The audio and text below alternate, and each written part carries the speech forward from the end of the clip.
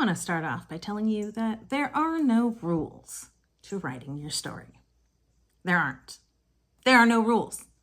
There are no rules. Okay, now let me tell you the rules. No, just kidding. You are going to be writing and you're going to have like 5 chapters that are all like 1,500 words, 2,000 words, and then you'll have a chapter that's like 500 words and you'll be like, is this okay? Is this allowed? Will my readers get freaked out? No, they won't. They'll be like, oh, a short chapter. That's okay. There are no rules. You can have a 1-word chapter. You can have a 5,000-word chapter. I will tell you, think about it from the reader's point of view.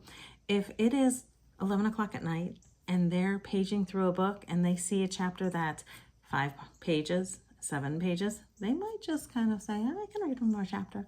If they see a chapter that's 15 pages, they'll be like, and I'm going to bed. I've done this many times. So the really long chapters are kind of reading stoppers, whereas the short ones are the ones that they're like, I can make time for this one too. So I tend to try to keep my chapters personally under 3,000 words. That's my choice. That's my decision. I also try to make them under or over 600 words. I don't always get there. Again, that's my choice. That is me. That is not a rule. That is a personal choice. I just formatted a book that was 160,000 words and 19 chapters. If you do the math, the chapters were long. That was that author's choice. Everybody makes choices. There are no rules. There aren't rules. Another rule that isn't a rule, but is a personal choice. I am dyslexic. When I started working with one of my favorite critique partners, every one of the names in her book started with an A. I don't always read full names, especially in fantasy, because they kind of look like gobbledygook to me. But you know those passages you see where all the letters in the word are mixed up, and as long as the first and the last letter are correct, you can read them? And they say only 20%, but really everybody can read them. It's because our brain just kind of mixes and matches and it's all good.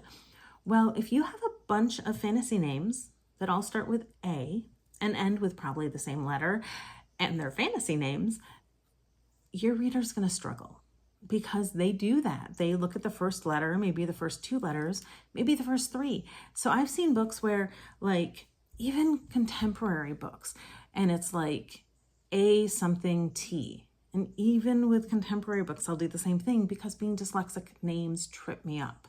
I also teach and I'll have 200 students. And so with students and books and everything, I can't with names. I can't. Names become the first letter and you spend hours trying to find names. I do too. Names are the bane of my existence. And if every name starts with that first letter, they're all going to be the same to me. It's not a rule. It is a request that you don't do this. I saw an author saying, I'm going to have twins and their names are going to be Maggie and Margot or something. And I was like, it's not a rule. It is a request that you have variation of first letters, number of letters, because you're going to have dyslexic readers and it helps. So again, it's not a rule. There are no rules. Every time you say, is there a rule against this? No. What is the rule on the number of words in a book? Is YA fantasy, does it have to be 60K, 70K, 80K? Generally, but with ebooks and with the newest generation coming out, there are no rules. There really aren't. You just need to write your story.